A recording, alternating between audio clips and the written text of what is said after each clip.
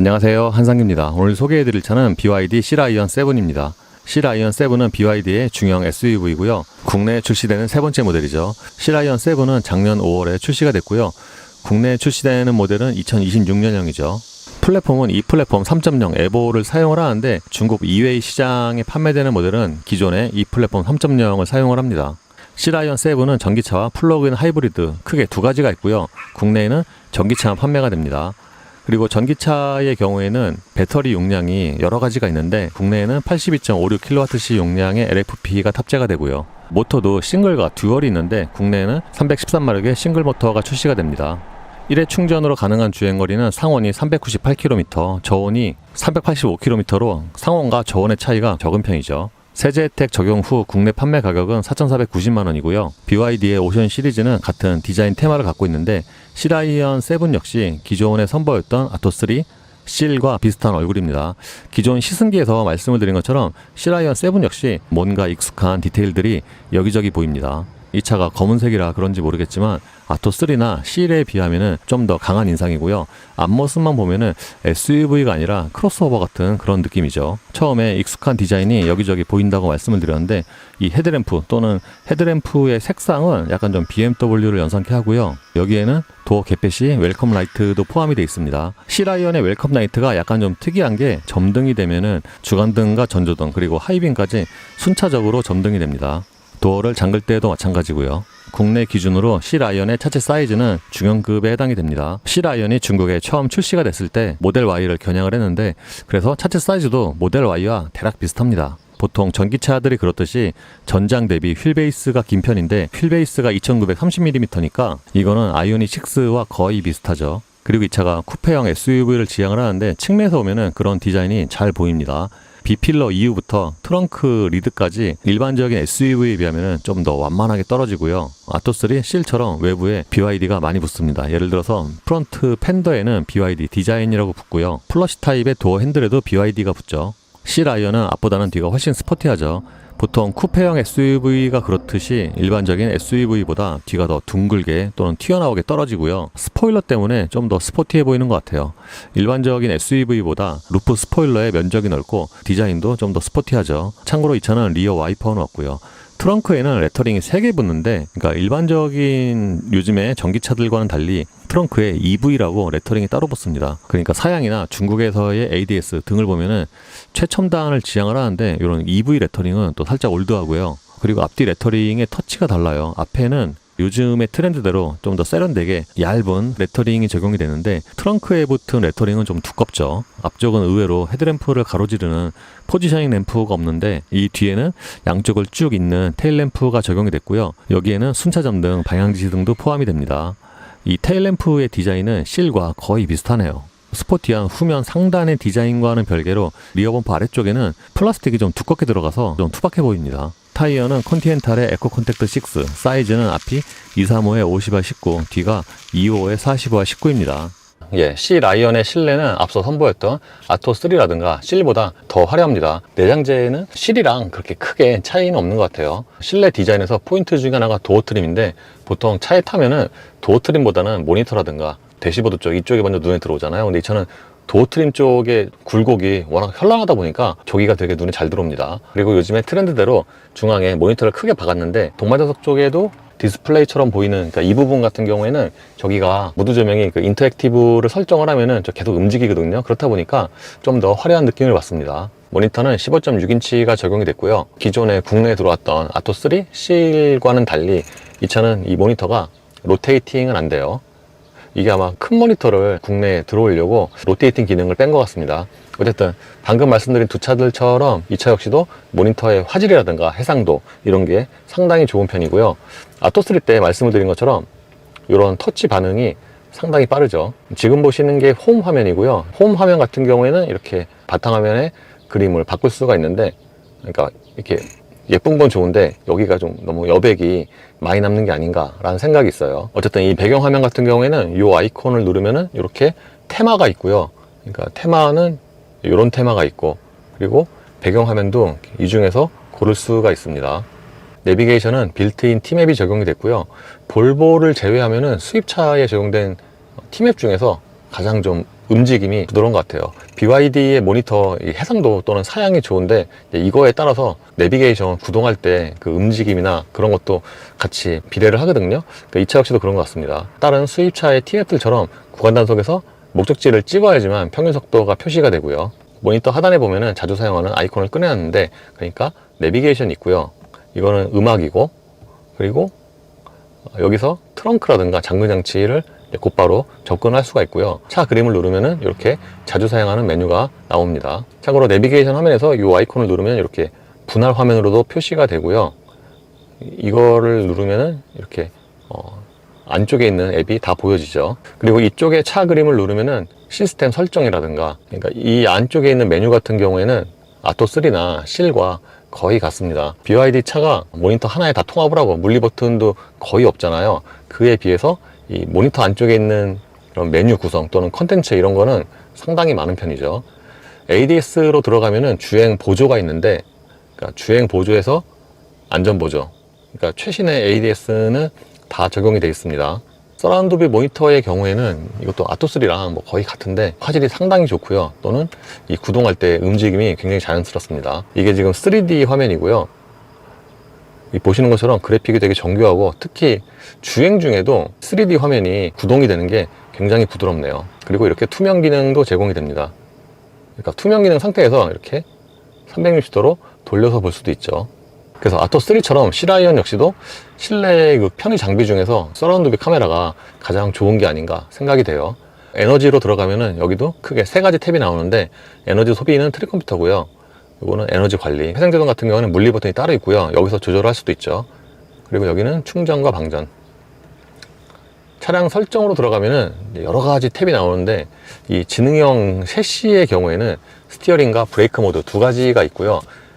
제네시스 같은 경우는 브레이크 모드가 반드시 정차를 해야지만 이게 바뀌는데, 이 차는 그냥 주행 중에도 바뀝니다. 그리고 라이트로 들어가면은 앰비언트 라이트가 있는데, 앰비언트 라이트가 적용 범위가 막 되게 넓은 건 아닌데 좀 꽤 화려합니다. 일단 색상이 128가지고요. 보통 무드 조명은 64가지잖아요. 근데 이 차는 128가지가 들어갔고, 심지어 이게 듀얼이라서 예를 들어서 다이내믹 컬러와 또는 리듬 앰비언트, 그러니까 아까 말씀드린 같은 경우가 이렇게 바다와 별, 독특함, 열대적 분위기, 다채로운 스펙트럼, 이렇게 네 가지를 선택을 할 수가 있습니다. 2열에도 무드 조명이 적용이 됐고요. 잠금 장치로 들어가면 테일게이트 열림 높이도 이렇게 거의 1단위로 조절할 수가 있어요. 보통은 뭐 크게 나눠져 있는데, 이 차는 이렇게 1단위로 테일게이트 열림 높이를 조절할 수가 있습니다. 스마트 알림에서 시스템 사운드 음원, 이거는 방향지시 등 조작할 때, 예를 들어서 이 보통을 하면은 그냥 일반적인 방향지시 등 소리고요. 브랜드를 선택을 하면은 이렇게 약간 좀 멜로디 있는 소리가 되는데, 약간 좀 그 쌍용 생각이 나고 그러네요. 모니터 가장 아래쪽에 보면은 공조장치 아이콘이 있는데, 그러니까 이 상태에서 바로 이렇게 공조장치 온도를 조절할 수가 있고요. 끄기 켜기도 마찬가지고, 그리고 여기를 누르면은 이렇게 공조장치 화면으로 이동을 합니다. 그러니까 공조장치 같은 경우에는 이것도 화면이 좀 되게 직관적이고, 그리고 이게 드라이버 올리 기능도 있고요. 그리고 통풍 열선으로 들어가면은 이렇게 양쪽에 통풍과 열선을 조절할 수가 있는데, 실처럼 이 차도 역시도 통풍이 2단계입니다. 근데 1단계가 좀 센 편이고요. 그리고 여기서 2열의 열선도 켜고 끌 수가 있고요. 중국차 보면은 이런 공기청정 또는 PM25 감지, 이게 되게 많은데, 이 차 역시도 PM25 감지가 있고, 쾌속 청정이 있고, 또 음이온 기능이 있고 그렇습니다. 모니터 하단은 무선 충전 패드가 있는데, 이게 디자인은 딱 2개짜리잖아요, 듀얼. 근데 한쪽만 무선 충전 패드입니다. 50W짜리고요. 또 특이한 것 중에 하나가 무선 충전 패드를 위한 여기 송풍구가 따로 있어요. 그러니까 한여름에 충전을 하다 보면 핸드폰이 뜨거워서 충전이 중지되는 일이 있잖아요. 이렇게 송풍구가 따로 있기 때문에. 근데 그거보다 이 차는 무선 충전 패드와 이 송풍구가 위치가 되게 가깝습니다. 그래서 사실 이게 굳이 이게 없어도 여름에 냉각이 될 것 같은데, 어쨌든. 그리고 실내에서 이 부분만 스웨이드 같아요. 그 뒤쪽에는 몇 가지의 물리 버튼이 있는데, 그러니까 가운데 있는 게 시동 버튼이고요. 그리고 요거는 회생제동 온오프 버튼, 그리고 이거는 오토홀드, 그 뒤쪽에는 컵홀더 2개가 있고요. 그러니까 이 컵홀더의 위치가 꽤 좋은 것 같습니다. 이것도 요즘에 이제 BYD 차에 거의 공통적으로 같이 사용하는데 키 디자인 이거 동일하죠. 아토3나 CL이랑. 근데 이게 이제 포르쉐랑 좀 되게 많이 닮았죠. 센터 콘솔 박스의 용량은 괜찮은 편이에요. 이 커버를 열면은 들어가는 입구가 그렇게 아주 크진 않은데 좀 네모 반듯하고요. 이게 좀 깊습니다. 그래서 센터 콘솔 박스의 용량 자체가, 심지어 여기 안쪽도 좀 이렇게 파여 있죠.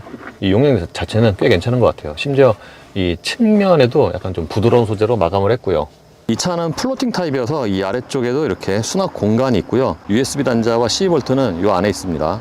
글로우 박스의 용량 자체가 그렇게 큰 건 아닌데 이 안쪽도 이렇게 부드러운 소재로 마감을 했네요. 오버헤드 콘솔에는 썬루프, 블라인드 버튼이 있고요. 제가 그 외국에서는 여기에 그 선글라스 수납함이 있는 걸로 봤는데 이 차는 이게 없네요. 차 크기 대비해서 운전대의 사이즈는 조금 작은 편이고요. 하단이 살짝 깎인 디커 스타일입니다.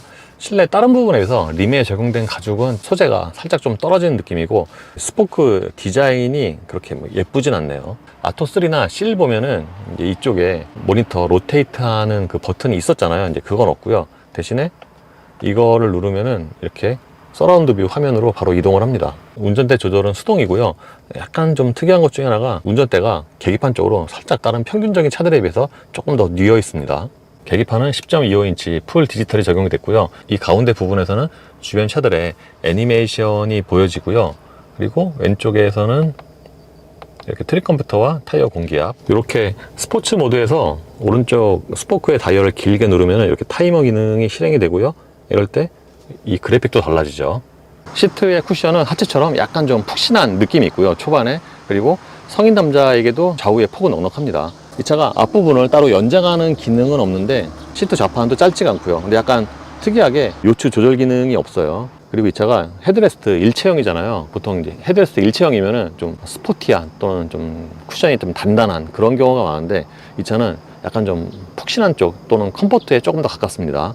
처음에 말씀을 드린 것처럼 도어 트림의 디자인이 상당히 현란하죠.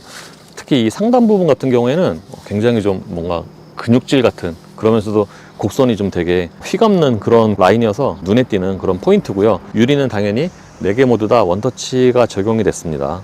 이 차는 2열의 거주성에서 강점이 있는데 제가 앉으면은 무릎과 앞시트 사이에 주먹이 3개 정도가 들어가니까 2열 레그룸은 상당히 넉넉하고요. 특히 시트가 1열과 거의 비슷한 수준으로, 대부분의 경우에는 2열 시트가 1열보다 못하잖아요, 착자감이. 근데 이 차는 1열과 거의 비슷한 수준의 착자감이고, 심지어 좌판 길이도 마찬가지고, 등받이 각도의 경우에는 이렇게 최대한 뒤로 눕히면은 좀 편한 자세가 나옵니다. 1열 시트 아래쪽의 공간도 여유가 있습니다. 지금은 시트를 가장 낮췄는데 신발이 이 정도가 들어가고요. 그러니까 요 밑에 마운트 보시면은 기본 시트 포지션 자체가 살짝 좀 높죠. 그리고 이 가운데 부분은 완전히 평평하게 처리를 해서, 그러니까 좌우의 공간감에서 좀 더 여유가 있고요. 2열 승객을 위한 송풍구는 요 가운데 있고요. 그리고 열선 스위치가 여기 있고, 그리고 그 아래쪽에는 USB 단자가 2개가 있는데, 그러니까 요즘에 사실 A 타입이 있는 경우가 좀 되게 드문데 이 차는 A와 C 타입이 각각 하나씩 있습니다. 이 차는 시트 백포켓도 좀 신경을 썼는데, 그러니까 통상적인 시트 백포켓과 함께 이 상단에, 그러니까 딱 핸드폰 하나 꽂을 수 있는 이런 포켓을 2개를 마련을 했어요. 2열 유리는 끝까지 내리면은 완전히 다 내려가고요. 1열과 달리 2열은 이중접합이 아닙니다. 참고로 2열 승객을 위한 컵홀더는 여기 암레스트에 있습니다. 여기에도 물건을 잡아줄 수 있는 그 고무 날개가 있고요. 트렁크의 기본 용량은 500리터, 2열 시트를 접으면 1769리터로 들어갑니다. 트렁크 용량은 나라마다 용량이 조금씩 다른데 국내에는 이게 500리터예요. 바닥에 커버를 들어 올리면은 이 아래쪽에도 이렇게 추가적으로 수납 공간이 있고요. 보통 전기차들이 이렇게 바닥 높이를 달리할 수가 있잖아요. 이 차도 이렇게 바닥 높이를 달리할 수가 있습니다. 이 차가 편의 사양이 굉장히 좋은 것에 비해서 트렁크 쪽에서 2열 시트를 접을 수 있는 레버가 없어요. 이 차는 그렇게 작은 차가 아니어서 트렁크 쪽에서 이거를 이렇게 접기도 약간 좀 애매하긴 하고요. 아이고. 이렇게 2열 시트를 접으면 이 공간을 가장 크게 활용을 할 수가 있고요. 트렁크 바닥에서 경사가 약간 있긴 한데 평탄화는 잘 되는 편입니다. 앞쪽에 트렁크 용량은 58리터고요. 그러니까 따로 이게 커버는 없지만 트렁크 용량 자체는 상당히 큰 편이죠. 심지어 이 앞에 트렁크로서는 또 2열 발매트 같은 걸 또 깔아놨어요. 예, 정차 시 정속성은 전기차답게 꽤 조용합니다. 이렇게 멈춰있는 상태에서는 전자풍 소리만 이렇게 가늘게 깔리는데, 이게 전자풍 소리라기보다는 약간 그 백색 소음에 조금 더 가깝습니다. 그리고 공조장치를 켜면은, 그러니까 이 차가 보통 전기차들이 에어컨 초반에 가동했을 때 소리가 좀 큰데, 이 차도 그렇고요. 밖에서 들으면 약간 좀 그 헬리콥터 돌아가는, 멀리서 돌아가는 것 같은 그런 소리가 들리기도 합니다. 그리고 이 차가 좀 특이한 게 좀 여러 가지 소리가 있어요. 예를 들어서 이제 시동 껐다, 그러니까 그런 좀 사운드에 약간 좀 신경을 썼습니다.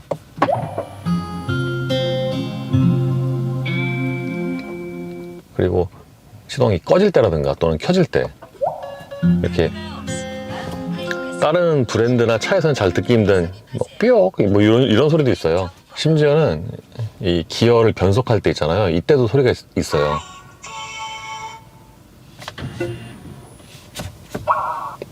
삐옥 하고 소리가 나죠. 이렇게 좀 신기한 소리가 몇 개가 있습니다. 이 차의 파워트레인은 싱글 모터고요. 최고 출력은 313마력입니다. 국내에 들어오는 아토3는 싱글 모터, 그리고 두 번째 모델 실은 듀얼 모터, 그리고 세 번째 모델은 또 싱글 모터가 들어왔는데, 차체 사이즈가 실이랑 비슷한데 하체의 느낌도 실과 약간 비슷한, 물론 그때는 거의 서킷에서만 타서 정확히 좀 비교는 안 되는데, 듀얼 모터가 이제 퍼포먼스 지향이잖아요. 그럼에도 불구하고 실아이언 7과 좀 비슷한 느낌이 있어요. 그때도 제가 말씀을 드렸다시피 그 차나 이 차나 하체가 이게 단단한 건지, 그러니까 단단한 편에 가까운지 또는 컴포트 한쪽에 가까운지 약간 좀 애매모호한데, 기본적으로 전자제어 서스펜션이 같은 구성이에요. 보통은 드라이버 모드에 따라서 이제 댐핑이 고정적으로 바뀌잖아요. 근데 이 차는 드라이버 모드에 따라서 댐핑이 바뀌진 않고요. 그러니까 노면 상황이라든가 뭐 충격을 받거나 그랬을 때 상황에 맞춰서 댐핑이 연속적으로 가변을 합니다.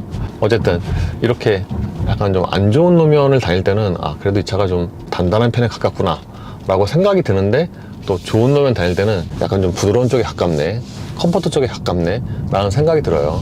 일단 시트가 쿠션이 조금 부드러운데, 이제 대부분의 경우에는 시트 쿠션과 하체 댐핑이 비슷하게 가거든요. 시트 쿠션이 부드러우면 하체도 좀 부드럽고, 그런데 이 차가 시트 쿠션이 그래도 좀 더 그 부드러운 편에 가깝습니다. 어쨌든 실처럼 가속할 때의 느낌은 꽤 부드럽고요. 그러니까 듀얼과 싱글의 차이는 있지만 기본적으로 가속할 때 부드러운 느낌은 비슷합니다. 전체적인 시야도 좋은 편인데, 이 차가 시트 포지션이 조금 높다고 말씀을 드렸는데, 그래서 앞쪽의 시야가 꽤 좋은 편이고, 양쪽 사이드 미러도 마찬가지고, 근데 후방 시야 같은 경우에는 뒷유리 자체가 좀 작다 보니까 양쪽에 헤드레스트까지 세우면은 좀 제한되는 면은 있어요. 그리고 이 차가 전장이 4.9m가 안 되는데, 그걸 생각을 하면은 회전 반경은 평범한 수준이고요. 회생제동은 스탠다드와 하이 두 가지입니다. 요즘에는 보면은 회생제동 레벨을 이거보다 좀 더 잘게 나눠 놓잖아요. 그래서 그걸 생각을 하면은 회생제동 레벨은 딱 2단계예요. 기본이 스탠다드고요. 그러니까 이 스탠다드는 현대로 치면은 한 1.5단계 정도 되는 것 같아요. 1.5단계. 그래서 이렇게 쭉 밟다가 가속 페달에서 발을 떼면은 약하게 이제 감속이 되는데, 그러니까 일반적인 내연기관 차와 뭐 비슷한 그런 감속량이죠. 그리고 회생제동을 하이로 하면은 이제 감속이 좀 더 크게 일어나는데, 이 상태에서, 그러니까 비슷한 속도에서 발을 떼면은 회생제동이 조금 더 세게 걸리는데, 이 스탠다드와 하이의 그 차이가 아주 그렇게 큰 편은 아닙니다. 하이는 한 2.5단계? 뭐 이 정도가 되는 것 같아요. 그래서 하이와 스탠다드 모두 그렇게 회생제동이 강한 편은 아니고요. 물론 이게 속도 영역에 따라서 감속량이 좀 달라지긴 합니다. 그래서 당연히 원페달은 지원이 안 되고요. 전체적인 방음은 그냥 무난한데, 장점을 먼저 말씀을 드리면, 이 차가 주행 중에 그 모터 특유의 고주파음이 굉장히 좀 작습니다. BYD 것을 이제 갖다 쓴 KGM의 하이브리드도 모터의 고주파음이 작은 편인데, 보통 이 정도의 속도에서 이제 가속을 하면은 보통 약하게 고주파음이 들리잖아요. 근데 이 차는 고주파음이 굉장히 작아요. 전체적인 방음이 무난하다고 말씀을 드렸는데, 그러니까 그런 모터의 고주파음 이런 거는 좀 작지만 타이어 소리, 그러니까 하부 방음은 부족하지 않나. 왜냐하면 지금처럼 시속 90으로 이렇게 콘크리트 노면을 달리면은 그 타이어가 이제 부딪히는 그 소음, 그 피치가 조금 높아요. 그래서 약간 좀 부담스럽다고 느낄 수도 있습니다. 약간 좀 희한한 게 스틸 듀얼 모터는 그게 퍼포먼스잖아요. 그 차에는 같은 타이어 시리즈이긴 하지만 조금 더 조용한 Q를 끼웠고, 이 차는 그냥 에코 콘택트 6를 끼웠으니까 약간 좀 희한하긴 하죠. 그래서 정확히 맛 비교는 안 되지만 에코 콘택트 6 Q보다는 확실히 노면 소음이 조금 더 큰 것 같아요. 방향 지시등을 켜면은 이쪽에 화면이 보여지는 거는 테슬라와 좀 비슷한데, 이게 이쪽은 안 되고요, 오른쪽만 됩니다. 그것도 방향 지시등도 이렇게 보통 원터치로 3번 넣잖아요. 이러면 여기에 화면이 안 뜨고요, 완전히 젖히면은 여기에 이렇게 분할 화면이 뜨죠. 이게 그러니까 현대로 치면은 후측방 모니터, 이거와 약간 좀 비슷한 개념이고, 그러니까 여기 같은 경우에는 이렇게 항상 활성화를 할 수가 있어요. 그러면은 양쪽에가 다 나오죠.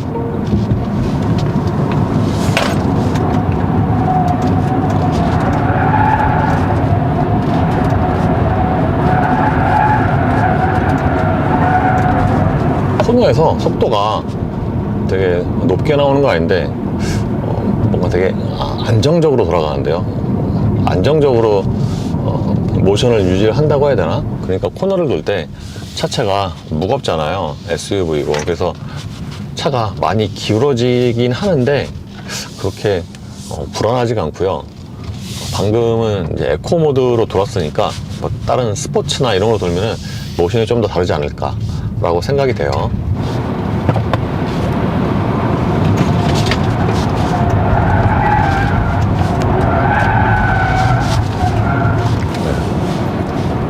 스포츠로 가니까 뒤가 흐르는데요.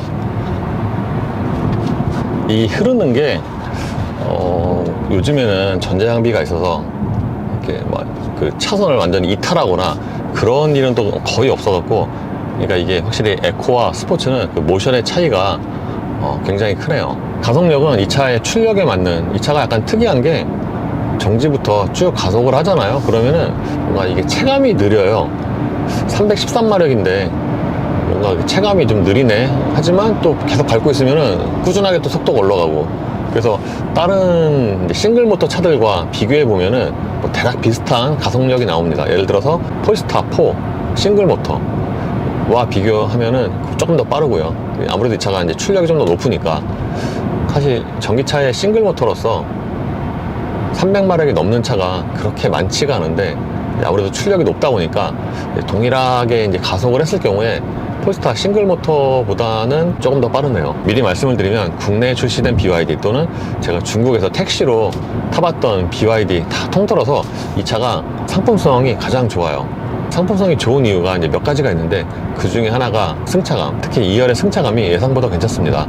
그동안 탔던 BYD 또는 좀 대중적인 브랜드의, 중국 브랜드의 차들은 2열 승차감이 상당히 좀 공통적으로 떨어져서 이 차도 그렇지 않을까 예상을 했는데 1열과 비슷한 수준입니다.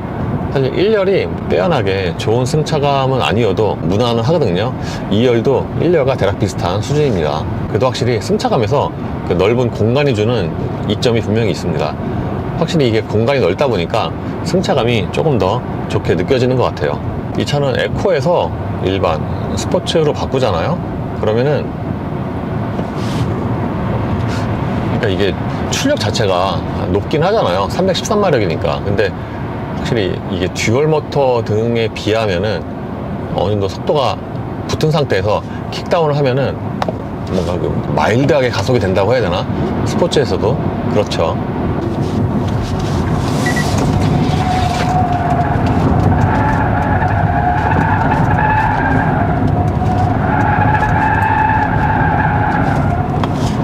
브레이크 같은 경우에는 컴포트와 스포츠 두 가지가 있잖아요. 컴포트와 스포츠에 따라서, 그러니까 예를 들어서 스포츠로 바꾸면은 브레이크 페달 밟았을 때 이 초기 반응이 조금 더 빨라지고요.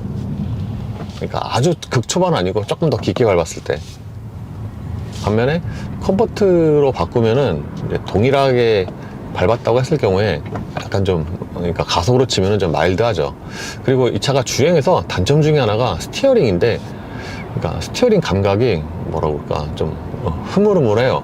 특히 이게 컴포트일 때 뭔가 그 느낌이 정확하지가 않고요. 고속으로 주행할 때 차의 거동보다는 운전대 감각? 이것 때문에 직진성이 좀 떨어진다, 그런 느낌을 받을 수도 있어요. 보통 전기차들이 엔진 쪽에 소음이 없다 보니까 어느 정도 속도가 올라갔을 때 바람 소리가 좀 더 잘 들리는 그런 면이 있거든요. 이 차도 그렇긴 한데 고속으로 올라갔을 때 그때 이 지붕 상단 쪽에서 부딪히는 소리가 조금 더 잘 들리긴 합니다. 그리고 방금 말씀드린 것처럼 스티어링 컴포트에서 고속으로 쭉 달리잖아요. 그러면은 운전자가 좀 보정을 많이 해줘야 되고요. 그리고 스포츠로 바꾸면은 조금 더 묵직해지긴 하는데 한 기본적인 감각은 비슷합니다. 예, 그래서 이번에 국내에 출시된 세 번째 BYD 모델 시라이언 7을 타봤는데, 지금까지 국내에 나온 BYD 차 중에서는 이 차가 가장 상품성이 괜찮긴 합니다. 또는 가장 많이 팔릴 수 있는 구성이 아닌가. 일단 차급 자체가 국내에서 수요가 가장 많은 중형급이고요. 국내에서 지금 중형급 SUV가 가장 수요가 많잖아요. 이 차가 딱 거기에 해당되는 차라서 아토3라든가 실보다는 좀 더 수요가 많을 것으로 생각이 되고요. 그리고 승차감도 이 차가 그 두 차들보다 좀 더 나은 것 같아요. 또는 모델 Y와 비교해도 이게 좀 취향의 차이는 있겠지만 대략 비슷한 수준이 아닌가. 근데 어떻게 보면은 이 하체 감각이요, 그 모델 Y랑 좀 비슷한 그런 느낌이 있긴 해요.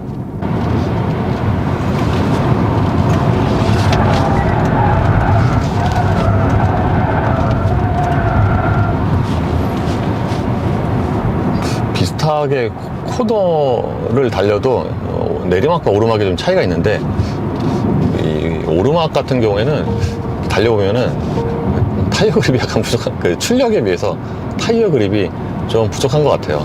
문제는 가격이죠. 이 차 가격이 4,470만 원이에요. 그래서 국내에서 보면은 이 차가 모델 Y랑 대략 비슷한 사이즈의 사양이고, 근데 가격은 거의 한 800만 원이 낮잖아요.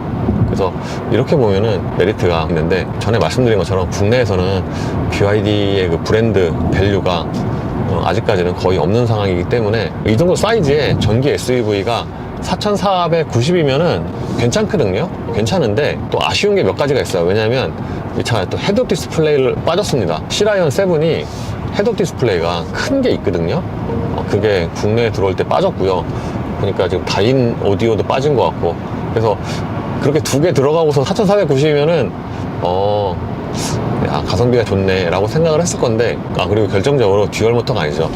국내 소비자들이 AWD를 많이 선호를 하는데, 그렇다 보니까 AWD가 아닌 게 차를 선택을 할 때 많이 아쉬울 수가 있죠. 어쨌든 BYD는 지금 국내 들어오는 차 3개가 뭔가 좀 아쉬운 게 있어요.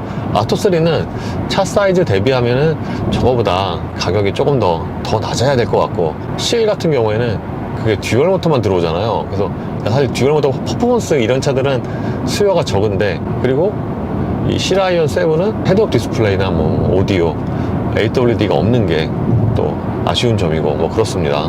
물론 시라이언 7이 기존 차들 대비해서 좀 더 신경을 쓴 것 같긴 해요. 그러니까 이 모니터만 해도 비슷한 사이즈의 실은 이거보다 작은 사이즈가 들어갔잖아요. 근데 국내에 이거 큰 사이즈 들어오려고 이 로테이션 기능 빼버리고 또 26년형 가장 먼저 들여오고 등등 해서 실이나 아토3에 비하면은 좀 더 신경을 쓴 것 같긴 합니다. 예, 이로써 BYD 시라이언 7의 시승을 마치겠습니다. 감사합니다.